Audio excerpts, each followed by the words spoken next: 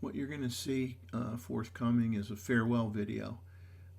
I'm no longer going to be doing weekly live streams from my channel Selective Imagery under the title Photo Talk with Jeff Neville and Friends.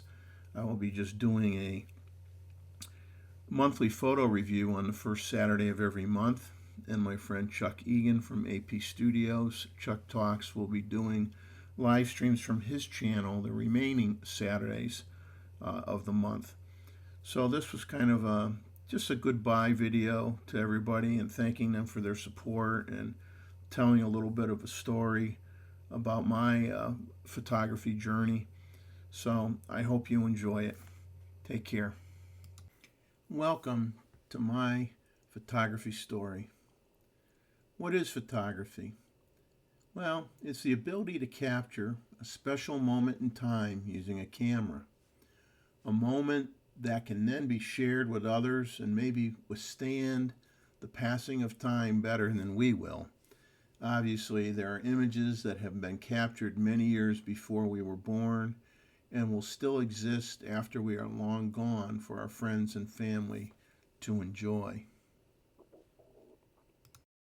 When you look back at when it all began in the mid to late 1800s with technology that involved photographers traveling with a batch of dangerous chemicals and setting up developing stations wherever they went, we obviously have come a long way. For many decades, photography was primarily portraits and other still images. After all, cameras did not have shutter speeds for a long time, and plate cameras were still being made in the 1930s.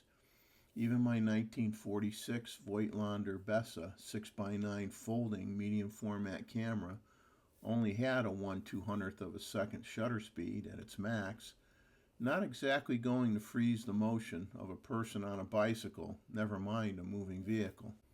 Kodak had a big influence on the market with their cameras, such as the wide assortment of Brownie cameras and the creation of film photography that made it so everyday folks like me could take images, not deal with chemicals, and have prints sent back to them to share, even though in the beginning you had to send your whole camera back to them to get the film removed, processed, etc., and get new film loaded. Eventually you had 120 roll film, and many plate cameras added 120 roll film backs to keep their cameras relevant and usable for a while. And eventually 35mm film in a canister was developed, and everything changed.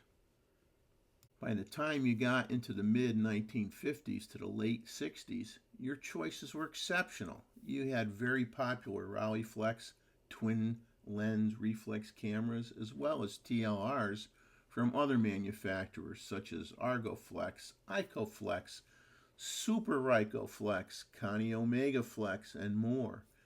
You had a camera such as my mom's 1957 Kodak Pony 4 viewfinder camera. You had rangefinder cameras such as Leicas and many who copied them, such as my 1956-57 era Nikon from Japan. You had numerous rangefinder cameras from Ricoh, Argus, Ansco, Petri, Nikon, Canon, Minolta, and more, many with shutter speeds finally up to 1/500th of a second. Minolta's first SLR, the SR2, came out in 1958 with a 1/1000th of a second shutter speed. Now we're talking. But in '59, the Nikon F emerged and was quite a game changer. A true professional 35mm camera with interchangeable prisms and focusing screens. You see this camera surrounded by other Nikons such as the FM3A, the F4S, and a more modern D850 DSLR. Even a half frame / full frame Konica Autorex made an appearance in 1965. Other 35mm cameras, some going into the year 2000 and beyond, the SRT 100, the Fujica ST801, the Nikon F4S, as previously shown, an Olympus OM1, the Minolta Maxim 7, one of their best cameras ever. And of course, we had point and shoot cameras as well that were usually very small and could fit in your pocket, this Minolta Prod was not one of them. What you've seen up to this point was a little history regarding cameras, the tools of the trade per se, but the real impact regarding the art of photography is the photographer themselves, what they could capture with these tools, irregardless of what you chose to use. And hopefully they shared that special moment in time that no one else got, and have cherished memories to last a lifetime. There was always something special growing up in my generation when the family gathered around, sitting on couches and chairs or at the kitchen table, going through and sharing photo albums, okay, of previous family picnics or Christmas celebrations or birthdays or what have you. There's something special and tangible when you have a print in your hand and you're looking at it with someone else. I think more of a connection than you have nowadays with just sharing something on a computer. But, real treat back in the day was when we would dig out the old 8mm film that my mom had shot, in many cases years before I was even born, all through, my extreme youth, along with my cousins and whatnot. And we would all embarrass ourselves, and my mom let me use the projector and showed me how to use it when I got old enough, and then I became the one that, like, every 4 or 5 years we would go through and watch those movies together as a family at my grandmother's house all over again. So now I'm just going to share some images that I think represent what I used to see and what people used to capture when I was growing up in my earlier years. We all know what I do now. There's no need to show that, but I thought I'd share some more personal images and tell a little story along the way. So here we go. So we start with the embarrassing photo of myself as a baby. And here was my mom holding me when I was 1 year old and celebrating my 2nd birthday and my parents' 25th wedding anniversary celebration at our church. And the engagement photo from my now wife, Janet. Picture of my dad before I knew him, and a picture showing how I remember him now that he's gone. You do pictures of your children growing up, obviously. And here's a picture of me sitting there pretending I can get that car someday. Christmas in one of our houses. And one of the many weddings that I got requested to do for friends. There were a few, but not a lot. And I did decide after all this that I would not want to be a wedding photographer. And then you take a picture of your favorite toy that you had. And then vacations. Okay, Las Vegas, the M&M guy is my favorite. A view of the city. Going to Maine. Getting images in Maine. I love Maine. And this was up near Acadia National Park. Here you are on the top of the mountain. And coming down, I had a Mazda RX-8 back then. And of course, you got to get the lighthouse shots when you can. And some unusual ones as well. This is Myrtle Beach State Park in the early morning. And I would stop. I'd like to do barns and take pictures of barns and things like that. And then you had fall images. Or a guy was fly fishing in Salmon River. I would take butterfly shots when I could, old trucks. Go to Devil's Hop Yard, get the waterfall in Connecticut and some of the scenery in that area. Always got to get the pumpkin shots for the fall. I think this was in Vermont. I captured this image. It had just rained. This is in Vernon, Connecticut, in an overlook area, an area where I was pretty high up. And you always take pictures of your dogs, but obviously back in the day, family was a lot of what you took. This is my dad with his sister's daughter. This is some pictures from the Big E, you know, one of our biggest, probably the biggest fair on the East Coast. This is inside. They had, you know, horse races. You take pictures of your kids having fun, going to Florida. This is the smallest drawbridge in the world in Bermuda.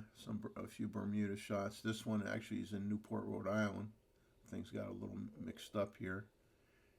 Now we go back to Bermuda. So I really love Bermuda a lot. Hope to go back again someday. And I have a thing for lighthouses. I'd like to get a lot more lighthouses. And, you know, a few shots of the splendor of the cruise ship that we were fortunate enough to go on. And I used to do car races at Lime Rock Park in Connecticut. I used to like doing that. A few black and white images. This is a small chapel in the Myrtle Beach area. Some beach shots. Shot inside of an old train.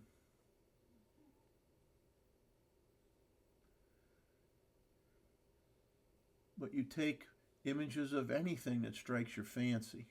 So that's it for the images. I just thought I'd share a little bit of my life with you. And like I said, things that I think years ago, was very commonplace for people to take pictures of. I mean, in the SLR film days, but even more now in the digital age with DSLRs and mirrorless cameras. What was once used mostly to record primarily family events and vacations has become a very serious hobby for millions of people that are serious photographers, first-time photographers, professional photographers. Millions and millions of people enjoy image creation. And of course now video is a big part of our lives as well. So let's continue to share what excites us as creators, as well as, more importantly, documenting our journey through life. And I've shared a little bit of my journey along the way. And finally, in the last 4 years or so, my desire to share my work as a senior citizen and get involved with YouTube and have a channel and eventually get involved with a live stream, you know, after, to basically help Chuck out a bit for a while. It was a life-changing event for me. I think all who have viewed my content and participated in the live stream, both within the chat and sharing of information, coming on the show, presenting, things from their vacations or tools or techniques, with their type of photography that they do, coming on the panel as a regular or semi-regular guest. Been my honor to work with all of you and help get people together, or continue to get people together in the spirit of Chuck starting things off with AP Studios. And I'm going to show a few pictures of people that I've met in a minute. I won't narrate them. You'll know who they are. I may have missed a few, but I couldn't find pictures for everybody. Some of my content looks like got erased over time, so I couldn't go back far enough to get some of certain people. But as we talked about in an earlier show, the show will go on. I'll take a break, and from it for a while, and then I will pop in and visit, maybe go on the panel with permission from the person running the show on occasion, if they let me. And so let's keep in touch. Heartfelt thanks goes out to all of you. You should have my email. And if you're ever in South Carolina, touch base with me. Share a meal. Let's share a meal and take some photos together and have a good time. So goodbye for now. But you've all been like a extended family to me. And I appreciate you letting me into your life for a little while in your house. So take care, and we shall see you again down the road.